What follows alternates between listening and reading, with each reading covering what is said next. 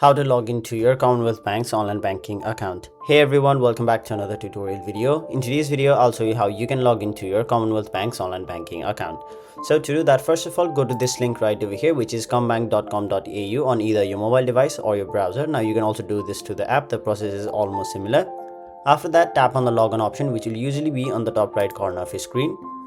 After that, you'll be provided with three different options: NetBank login, CommBiz login, and CommSec login. Now choose the account type you'd like to log in. So in my case, I'll simply go to my NetBank account. So enter your client number over here. After that, simply enter the password of your online bank. After that, once you tap on the option log on, you'll have to simply follow the two-step verification.